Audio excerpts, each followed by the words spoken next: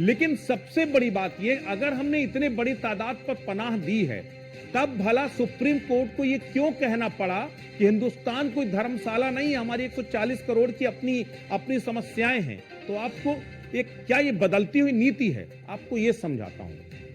अगर सटीक आंकड़ों के साथ यह कह पाना बेहद मुश्किल है कि शरणार्थियों की वजह से कितना आर्थिक और सामाजिक प्रभाव पड़ता है, लेकिन अगर आर्थिक सामाजिक प्रभाव की बात करें तो शरणार्थियों को बुनियादी सेवाएं प्रदान करने में सरकार और गैर सरकारी संगठनों को बहुत भारी भरकम खर्च उठाना पड़ता है। भारत सरकार ने 2021-22 में पुनर्वास और अन्य संबंधित मदों के लिए 9,718 करोड़ का बजट आवंटित किया था, जिसमें शरणार्थियों से संबंधित खर्च शामिल था। अब आप समझिए, 9,000 10,000 करोड़ आपने केवल एक मद में खर्च किया जो आपके शरणार्थियों के लिए था। तो आपका कितना बड़ा बोझ, इतने बड़े बजट से हम हिंदुस्तान के कितने नागरिकों के लिए बेहतर सुविधाएं जुटा सकते थे।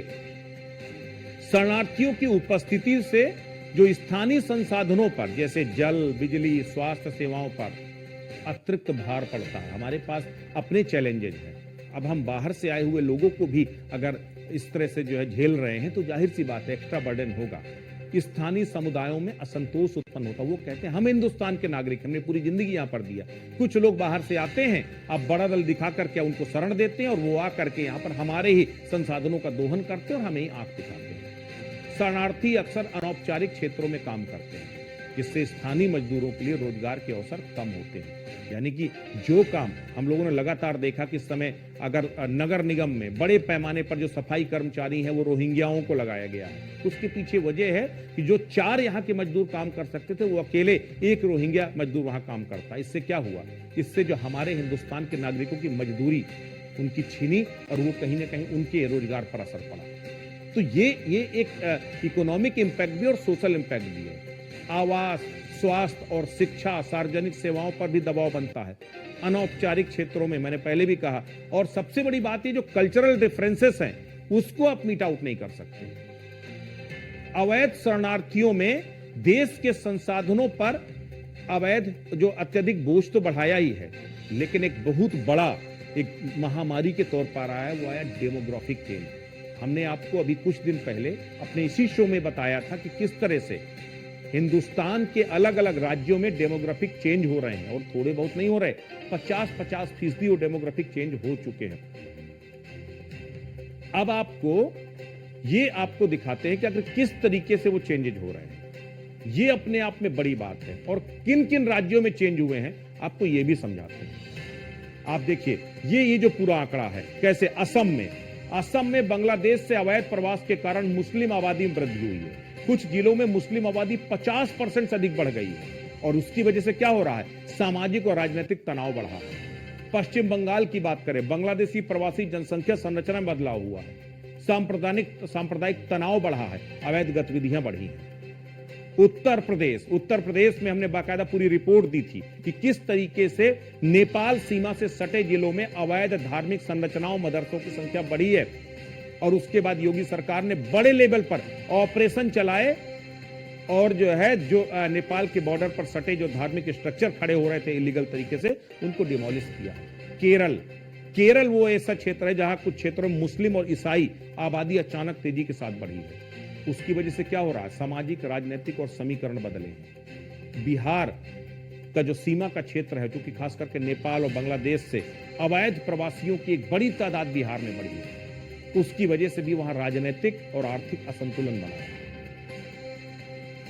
तो ये जो आंकड़े हैं, ये आंकड़े अपने आप में बता रहे हैं कि किस तरीके से आप जो शरणार्थी आ रहे हैं, वो शरणार्थी आने के बाद क्या हो रहा है, उनकी वजह से हमारे देश में एक तो आर्थिक असंतुलन बन रहा है, सामाजिक असंतुलन बन रहा है, और इसके साथ साथ आपको इसके साथ जो क्रिमिनल एक्टिविटीज है वो भी तेजी के साथ बढ़ी है। गृह मंत्री अमित शाह ने भी कुछ दिन पहले जिन राज्यों में डेमोग्राफिक चेंज तेजी से हुआ है, उन राज्यों को निर्देश जारी किए हैं कि आप वहां पर अवैध ढंग से रहने वाले घुसपैठियों की पहचान कीजिए और उसके बाद उनको निकाल कर बाहर कीजिए। तो ये सरकार की नीति में था। संसद में सीधे तौर पर गृह मंत्री अमित शाह ने कहा था कि राष्ट्रीय सुरक्षा के लिए खतरा बने एक भी घुसपैठिए को हम रहने नहीं देंगे। असम में जाकर के जो है गृहमंत्री राजनाथ सिंह, माफ कीजिएगा, गृहमंत्री अमित शाह ने कहा था कि ना तो असम में कोई रह पाएगा, ना असम से भाग करके हिंदुस्तान दूसरे हिस्सों में कोई रह पाएगा।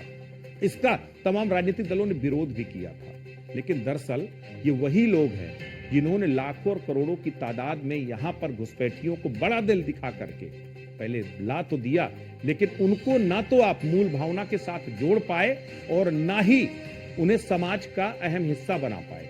ये सबसे बड़ा दुर्भाग्य है। यही वजह है कि उत्तर प्रदेश में बड़े पैमाने पर अवैध घुसपैठियों की पड़ताल के लिए मुख्यमंत्री योगी आदित्यनाथ ने सख्त निर्देश जारी किए थे और कह दिया है कि अवैध घुसपैठिया उत्तर प्रदेश में नहीं रह पाएगा। इतना ही नहीं, सामाजिक आर्थिक दबाव तो बढ़ा ही है। मैंने पहले भी कहा कि सबसे ज्यादा खतरा राष्ट्रीय सुरक्षा के लिए बन गए हैं। कई रोहिंग्या जो लोग हैं वो आतंकी संगठनों से उनके ताल्लुक इनपुट्स मिले हैं। रोहिंग्या और बांग्लादेशियों के नाम उसमें सामने आए हैं। भारत के अंदर न्यूसेंस क्रिएट करने की लगातार कोशिश हो रही है। तो ये जो ड्रॉबैक है, ये ड्रॉबैक कहीं ना कहीं ये बता रहा है कि आखिर किस तरीके से सामाजिक रूप से, आर्थिक रूप से, इसके साथ ही राष्ट्रीय सुरक्षा से जुड़े मुद्दे को लेकर, चाहे वो शिक्षा, स्वास्थ्य, सामाजिक समावेश हो, सब चीजों में इन शरणार्थियों की वजह से प्रभाव पड़ रहा है। और सबसे बड़ी बात यह है कि जब कल्चर सेम नहीं होता, सोच सेम नहीं होती, तो फिर चीजें भी बराबर नहीं होती हैं। और कुछ यही हो रहा है। यही वजह है कि सुप्रीम कोर्ट ने ये जो बात कही है, क्योंकि हो क्या रहा था, जब सरकार स्टैंड लेती है कि कोई भी अवैध ढंग से रहने वाला, एनआरसी लाए गए, पूरे देश में बड़े पैमाने पर बवाल करने की कोशिश की गई। क्योंकि जो कुछ राजनीतिक दल हैं जो अपने पॉलिटिकल एजेंडे के लिए, वोट बैंक के लिए इन अवैध घुसपैठियों को उसका इस्तेमाल करते हैं, अपने राजनीतिक एजेंडे को साधते हैं। आपको याद होगा दिल्ली में कुछ दिनों पहले मुख्यमंत्री योगी आदित्यनाथ ने उत्तर प्रदेश की जमीन पर बसे अवैध रोहिंग्या और बांग्लादेशियों को वहां से निकाल करके बाहर किया था, बाकायदा बुलडोजर चलवाए थे। उसके बाद क्या हुआ था, चंद घंटों में ही दिल्ली की केजरीवाल सरकार ने वहां पर अपनी जमीन पर बाकायदा उनकी जो है झुग्गियां लगा दिया था और उनको सारी तरह से फैसिलिटेट किया था। तो ये जो कहीं ना कहीं पॉलिटिकल माइलेज लेने के लिए जो कोशिशें की जाती हैं, दरअसल इसी ने हमारे देश के लिए, जो हमारे हिंदुस्तान के 140 करोड़ नागरिकों का हक है कि उनको बेहतर शिक्षा, बेहतर स्वास्थ्य, बेहतर रोजगार और बेहतर माहौल मिले, उसे बिगाड़ने का काम ये बाहर से आकर के आने वाले इन शरणार्थियों ने किया है। और शरणार्थियों ने जिनके हालात खराब थे उनकी स्थितियों को समझ सकते हैं। एक शॉर्ट टर्म के लिए, एक पीरियड के लिए हम किसी की मदद कर सकते हैं, लेकिन क्या हमने जिंदगी भर का ठेका लिया? क्या हम जिंदगी भर जो है उन्हें पाल सकते हैं? क्या सुप्रीम कोर्ट की ये लाइन उन तमाम जो फिरका परस्त ताकतें हैं और उन तमाम राजनीतिक दलों के लिए भी एक आईना है कि जो सरकार ने जो एक्शन लेने की बात कही, जो एक्शन लिए जा रहे हैं, वो एक्शन बिल्कुल सही है। इसका मतलब आने वाले वक्त में आप इंतजार कीजिए कि इस देश से, वो कहते हैं ना कि अतिथि तुम कब जाओगे, तो आप अतिथि थे, अब आपके जाने का वक्त आ गया है।